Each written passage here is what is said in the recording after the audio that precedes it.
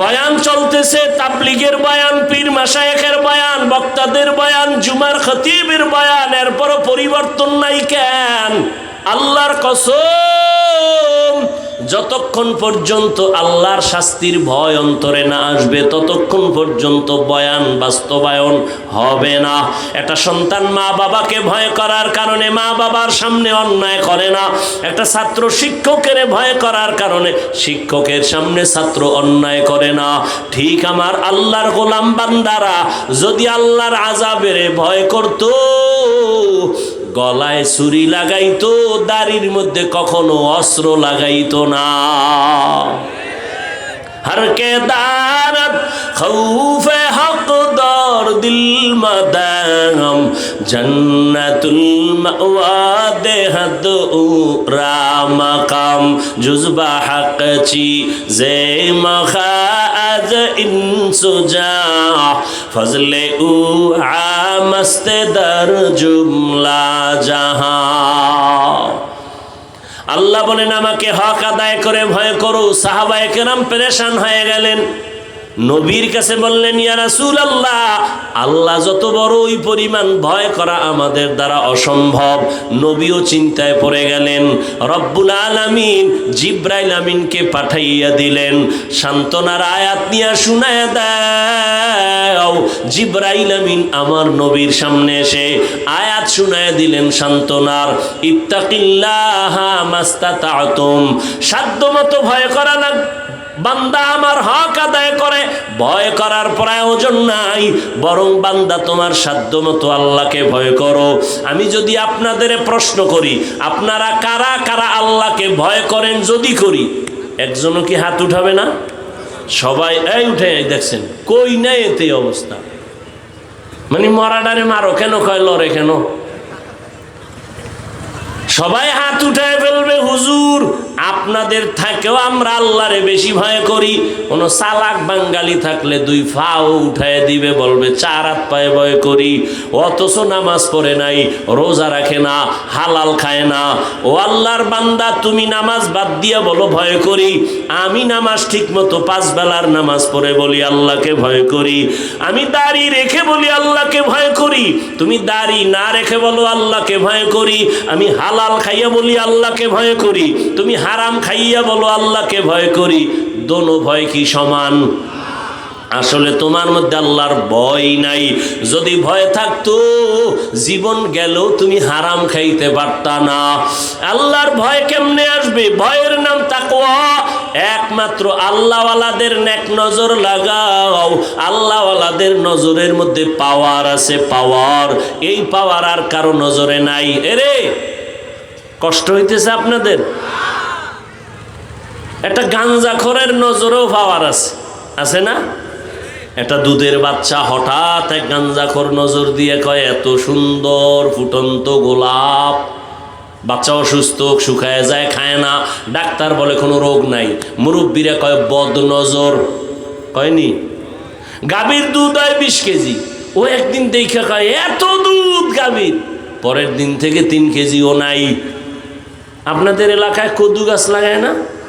কদু গাছের মাঝে মাঝে দেখবেন, মাঝে মাঝে দেখছেননি কোনো দিন যে জুতা টানায়? দেখছেন কেন? জুতা বরকতের জিনিস, নমরুদের গালে লাগছে। এই জুতা টানাইলে কদু বড় হবে, পোকা হবে না, এই জন্য তো। কেন জুতা টানায় জানেননি? কার বদনজর? পিসা হুজুরের, কোনো আলেমের? বেআমলওয়ালা বেনামাজি গাঞ্জাখোরের নজরে যদি পাওয়ার থাকে, একজন তাহাজ্জুদওয়ালা জিকির করনেওয়ালা মুত্তাকি, তার চোখের নজরে কেন পাওয়ার হবে না? আউলিয়ারা কারে উকবা ইখতিয়ার, জাহেলারা কারে দুনিয়া ইখতিয়ার। মাইলে মোমেন সোয়ে মোমেন মিশাওয়াত, মাইলে কাফের সোয়ে কাফের মিশাওয়াত। আল্লাহর ভয় অন্তরে জমা করো, আল্লাহওয়ালাদের নেক নজর লাগাইও। এরে যুবক, এতক্ষণ কষ্ট করে যে চিল্লাইতেছি, তুমি মনে করতেছো কত না জানি মজা। না বাবা, একটা চিৎকার দিলে পুরা শরীরের রন্ধ্রে রন্ধ্রের রিয়াকশন শুরু হয়ে যায়। পৃথিবীতেই চিল্লানোর মতো আর কষ্টের কোনো কাজ নাই। এরপরও চলতেছে 12 মাস। কি জহুরের পরে, মাগরিবের পরে, এশার পরে, সারাদিন সারা রাত, কি রৌদ্র আর বৃষ্টি। দৌড়াচ্ছি, গাধার মতো দৌড়াচ্ছি, পায়ে ধইরা ধইরা বুঝাইতেছি রে বাবা। একবারও এই যে এতক্ষণ চিল্লাইলাম, একবারও কিন্তু বলি নাই ও মহাদেবপুরের বাবারা, আমি পাঁচকল্লি টুপিওয়ালা, তোমরাও পাঁচকল্লি দাও, না হয় তোমার কপাল খারাপ হবে। বলছি? বলি নাই। আমি কওমি মাদ্রাসার সন্তান, তোমরাও কওমি মাদ্রাসায় যাইও, না হয় তোমরা জাহান্নামে যাইবা। একবারও বলি নাই। আমি তাবলিগের লাইনের সন্তান, আমি পীরের মুরিদ, একবারও বলি নাই যদি তাবলিগে না যাও, পীরের কাছে না যাও, তুমি ধ্বংস হয়ে যাইবা। একবারও বলি নাই। কি বলি শুনো যুবক বাবা, আমি তোমাকে শুধু বলবো না, আরো সাহস দিয়া যাব। জানা নাই আমার মতো এই সাহস বাংলাদেশে আর কোনো বক্তা দেয় কিনা। আমি সাহস দিয়া যাই। ও আমার কলিজার যুবক, আমি তোমাকে বলি না হুজুর হও, তসবিহ হাতে নাও, মাথায় পাগড়ি নাও, না না না, তোমাকে আমি বলবো না। বরং আমি তোমাকে অনুরোধ করে বলবো, স্কুলে পড়ো ধন্যবাদ, কলেজে পড়ো ধন্যবাদ, ওই লাইনের লেখাপড়া ছাড়িও না। আমার দেশে হুজুরের অভাব নাই, মাওলানার অভাব নাই, মুফতি মুহাদ্দিসের অভাব নাই। আমার দেশে ডাক্তারের বড় অভাব, ইঞ্জিনিয়ারের অভাব। ডাকাত আছে, ডাক্তার নাই। ইঞ্জিনিয়ার ভালো আদর্শওয়ালা নাই। প্রফেসর আছে নাস্তিক। আমরা ওই নাস্তিক মার্কা প্রফেসর চাই না, তাসনিমার মতো ডাক্তার চাই না। এরে বাবা, তুমি লেখাপড়া করে আদর্শবান ডাক্তার হইও, তুমি একজন ইঞ্জিনিয়ার হও, প্রফেসর হও, তুমি ব্যবসায়ী হও, চাকরিজীবী হও, তবে এতটুকু দাবি বেয়াদব হইও না রে বাবা। তোমার ব্যবহারে কোনোদিন যেন মা বাবা কষ্ট না পায়, তোমার আচরণে কখনো যেন শিক্ষকেরা কষ্ট না পায়, তোমার ব্যবহারে কখনো যেন উলামায়ে কেরাম কষ্ট না পায়। কারণ তুমি সফল যদি হতে চাও, এই 3 জায়গা থেকে দোয়া লাগবে। মা বাবার দোয়া যদি না নাও, তোমার জীবন হবে পঙ্গু। শিক্ষকের দোয়া যদি না নাও, বরদোয়া নাও, তাহলে লেখাপড়ার জিন্দেগি হারায় যাবে। ওলামায়ে কেরামের নেক নজর যদি না নাও, বান্দা তোমার চরিত্র জিন্দেগিতে আর সুন্দর করা যাবে না। অতএব মা বাবার দোয়া নিয়া, শিক্ষকের দোয়া নিয়া, ওলামায়ে কেরামের পরামর্শ নিয়া ডাক্তার হও, ইঞ্জিনিয়ার হও, প্রফেসর হও, ব্যবসায়ী হও, চাকরিজীবী হও। তোমার মতো সফল বান্দা দুনিয়ায় থাকবে না। তুমি শুধু মহাদেবপুর কেন, পুরা বাংলাদেশে তোমার সুনাম হবে। ডাক্তার হলেও তোমার মর্যাদা বাড়বে, ইঞ্জিনিয়ার হলেও তোমার সুনাম ছড়ায় যাবে যদি তুমি আদৌ বলা হয়ে যাও। আর তাসনিমার মতো যদি বেয়াদবি কইরা ডাক্তার হও, জুতার বাড়ি খাইয়া দেশ থেকে পালানো লাগবে। ও আমার যুবক বাবারা, এবার একটু বাস্তবে দেখো তো, আমি যে কথাগুলো বললাম বাস্তবে দেখো তো, একটু নজর করো। এই দেশে তোমার মতো যুবক জীবনে কোনোদিন মাদ্রাসায় পড়ে নাই, আলিফ বা তাও শিখে নাই। এই রকম যুবক স্কুলে পড়ে, কলেজে পড়ে, 5 বেলার নামাজি আসেনি। তোমার জীবনের জন্য এটা আমার শেষ বয়ান। ও যুবক, বাসায় গিয়া দরজা জানালা বন্ধ করে বালিশে মাথা লাগায় একা একা 1 মিনিট চিন্তা করবি যে আমার মতো যুবক স্কুলে কলেজে পড়িয়াও যদি নামাজ পড়ে, তোর কপালে কার অভিশাপ লাগাইছো, কার বরদোয়া লাগাইছো যে তুমি কেন পারো না? জবাব দাও রে যুবক। আর কয়দিন তোমার হায়াত? আজকে তুমি সুস্থ বসে আছো, গত বছর বয়ান চলছে, বড় চলছে, আগামী তো চলবে, কিন্তু তুমি এই মাঠে আর আসতে পারবা না। না জানি আমার মাওলা মাটির নিচে নিয়ে যায়। কয়দিন আর বাহাদুরি করবা? সুস্থতা তোমার গ্যারান্টি না বাঁচার। অনেক অসুস্থ রোগী বেঁচে গেছে, সুস্থ মানুষটা সামনে মরে গেছে। অতএব যুবক বাবা, এতটুকু বুঝাও, তোমার মতো যুবক রাস্তায় গাড়ি চালায়, 5 বেলার নামাজ পড়ে, বলো বাবা তুমি কেন পারবা না? তোমার মতো যুবক র্যাব, আর্মি, পুলিশ, বিডিআরের চাকরি নামাজি করে, 5 ওয়াক্ত নামাজি দাড়িওয়ালার অভাব নাই। বলো তুমি কেন পারো না? তোমার মতো যুবক ময়দানে কৃষি কাজ করে, নামাজ ছাড়ে না, তুমি কেন পারো না? আল্লাহ বিবেক দিছে, প্রশ্ন করো। তোমার মতো যুবক doctor, professor, engineer, OC, DC, SP নামাজি, তুমি কেন পারবা না? তোমার মতো যুবক নদীর মধ্যে মাছ ধরে, নামাজ ছাড়ে না, বলো তুমি কেন পারবা না? ও বাবা, কি ভাবছো? হুজুর গো কথা মিথ্যা, আমরা ভুলে আছি, এটাই ভাবছো? তা দলিল দাও, আমাদের বুঝায় দাও। হাফিজ ভাই, তোমরা সঠিক লাইনে নাই, আমরা সঠিক লাইনে আছি, একটা দলিল দে। আল্লাহর কসম আমি বলতেছি, আমি এখন দাড়ি কেটে ফেলবো, প্যান্ট শার্ট টাই লাগাইয়া তোমার মতো রাস্তায় গিয়া নাচ গান করবো। আর যদি বলো না হাফিজ ভাই, আপনারা ওলামায়ে কেরাম সঠিক রাস্তায় আছেন, আমরা শয়তানের ধোকায় পড়িয়া দাড়ি কাইটা নামাজ সারিয়া বেপরদায় গিয়ে আমরা ভুলের পথে গেছি, আমি তোমারে বিনয়ের সাথে বলবো, 2টা পা আগাইয়া দাও, আমি নিচে নাইমা তোমার পায়ে ধরে বলবো, আর দাড়ি কাইটা নবীরে কাঁদাইও না, আর নামাজ বাদ দিয়া নবীরে কষ্ট দিস না রে যুবক। পা দুটো যদি আগায় দাও, আমি পায়ে হাত রেখে বলছি, আর কয়দিন দাড়ি কাটবি? ওরে দাড়ি কাটতে তো কম কাটো নাই, ওরে এখনো কি তোর আশা মেটে নাই? আরো কাটবি? জীবনে তো কম বেপরদায় চলো নাই, এখনো কি তোর আশা পূরণ হয় নাই? ও যুবক, জীবনে তো পার্কে পার্কে কম দৌড়াও নাই, এখনো কি মনের আশা পূরণ হয় নাই? এখনো কি গুনাহ করবি রে বাবা? ওরে আমি তোমার মতো যুবক, ওরে আমিও তো তোমার মতো প্যান্ট শার্ট টাই লাগায়া দাড়ি কাইটা যদি রাস্তায় চলতাম, কেউ আমারে বাধা দিত না।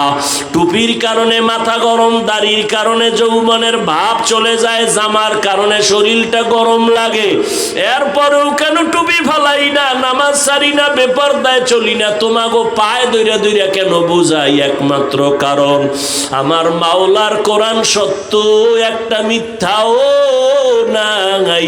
নেক আমলওয়ালাদের জন্য জান্নাত, গুনাহগারের জন্য জাহান্নাম।